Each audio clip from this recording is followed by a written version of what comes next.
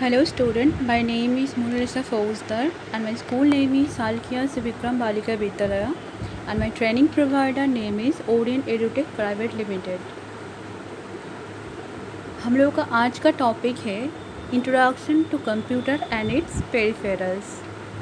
मतलब कंप्यूटर के बारे में कुछ पार्ट्स और उसके पेरिफेरल के बारे में बात करना है, मतलब इस टॉपिक पर बात करना है। तो इसका पेरिफेरल बहुत कुछ हो सकता है, जैसे कि सॉफ्टवेयर, हार्डवेयर, ये सब दोनों ही पार्ट है, मेन पार्ट कंप्यूटर के। तो आज हम लोग सॉफ्टवेयर के ऊपर थोड़ा बात करेंगे। यहीं पे एक ऑपरेटिंग सिस्टम का एक फ़ोटो दिखाया जा रहा है, जहाँ पर सारा का सारा सिस्टम मतलब ऑपरेटिंग सिस्टम से जुड़े हुए होते हैं। आज हम लोग पॉइंट कवर करेंगे मैक ऑपरेटिंग सिस्टम के बारे में, मतलब मैक ऑपरेटिंग सिस्टम के बारे में थोड़ा बहुत जानेंगे। उसका डायरेक्टरी स्ट्रक्चर क्या है, उसके यूटिलिटीज़ क्या है वैसा, और उसका कॉन्फ़िगरेशन और इंस्टॉलेशन जो प्रोसेस है, जो स्टेप्स हैं, उसके बारे में हम लोग बात करेंगे। तो यहीं पे ऑपरेटिंग सिस्टम जो है, तो ये यूज़र के संग एप्लीकेशन का या हार्डवेयर का सबके संग कनेक्शन रखने में, सबके संग एक इंटरफेस का जैसा काम करते हैं, कनेक्शन रखने में ये मदद करते हैं। तो हम लोगों को जानना होगा कि ऑपरेटिंग सिस्टम है क्या। ये एक्चुअल में एक सिस्टम सॉफ्टवेयर है जो एक इंटरफेस की तरह बिहेव करते हैं।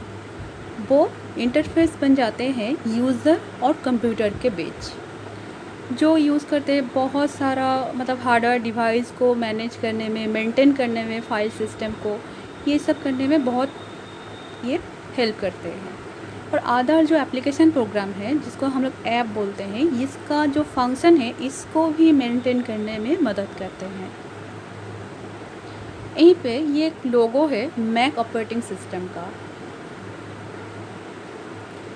तो मैक ऑपरेटिंग सिस्टम क्या है? ये मैक ऑपरेटिंग सिस्टम पहले जाना जाता था मैक ऑपरेटिंग सिस्टम एक्स बोलकर।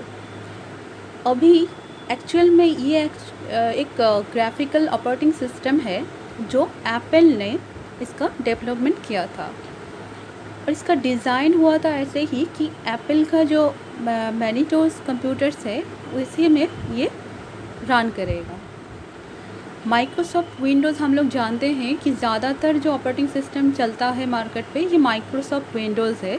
उसके बाद अगर सेकंड किसी का नाम आते हैं कि जो बहुत यूज़ होता है, वो होता है ये Mac operating system.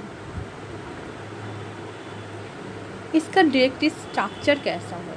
Mac operating system में बहुत सारा फाइल ये स्टोर करके रखते हैं एक फ़ोल्डर के अंदर और डायरेक्टरीज़ के अंदर। एक्चुअल में इसके अंदर जो मतलब टॉप मोस्ट फ़ोल्डर होता है, मतलब मैक ऑपरेटिंग सिस्टम का जो टॉप मोस्ट फ़ोल्डर होता है, उसको रूट डायरेक्टरी कहा जाते हैं। और फोल्डर के भीतर जो रूट रहते हैं, उसको सब डायरेक्टरीज़ कहा जाते हैं। और इसको रिप्रेजेंट करते हैं हम लोग, जैसे स्लैश लिखते हैं उसकी तरह इसका साइन होता है, मतलब इसको रिप्रेजेंट करते हैं हम लोग स्लैश की तरह। यहीं पे डायरेक्टरी का एक फ़ोटो दिखाया जा रहा है कि एक डायरेक्टरी के अंदर हम लोग 4 डायरेक्टरी, यहीं पे 4 डायरेक्टरी रखा गया है, 4 डायरेक्टरी हैं।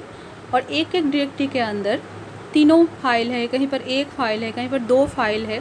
जैसे कि D1 के अंदर D11, D12, D13 और D14 रखा गया है।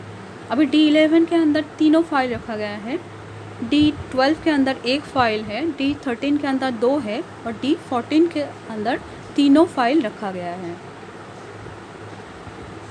Utilities of Mac operating system. Mac operating system का यूटिलिटीज़, तो इसका कुछ डिफ़ॉल्ट यूटिलिटीज़ है, जैसे ये अंदर ही अंदर इनबिल्ट होता है। जैसे कि डिफ़ॉल्ट कुछ फ़ोल्डर होता है, टेक्स्ट एक्सपेंडर होते हैं, बारटेंडर होते हैं और लॉन्च बार होते हैं।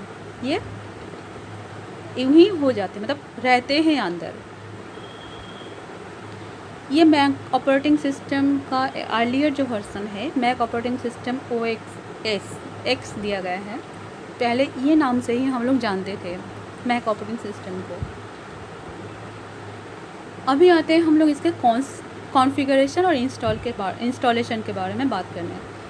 तो अगर कोई इसको इंस्टॉल करने जाएंगे तो इसका जो पहले वाला वर्जन है तो उसको रख के मतलब उसको रिमूव नहीं कर, मतलब जितना सारा डेटा है उसको रिमूव के अलावा रिमूव नहीं मतलब करने की ज़रूरत नहीं है, उसके बाद भी कोई भी इसको इंस्टॉल कर सकते हैं और री इंस्टॉल भी कर सकते हैं।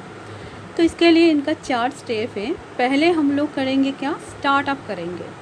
कहाँ से? Startup from Mac operating system recovery start करेंगे। फिर डिस्क यूटिलिटीज़ को ओपन करेंगे।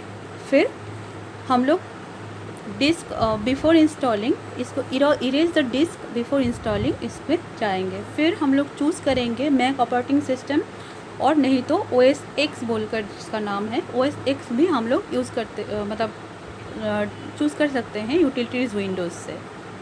उसके बाद हम लोग जो 4th स्टेप में आकर हम लोग देखेंगे कि ऑन स्क्रीन कुछ इंस्ट्रक्शन दिखाया जा रहा है, तो जैसे इंस्ट्रक्शन दिखाया जा रहा है वैसे हम लोग स्टेप बाय स्टेप उसको फॉलो करेंगे।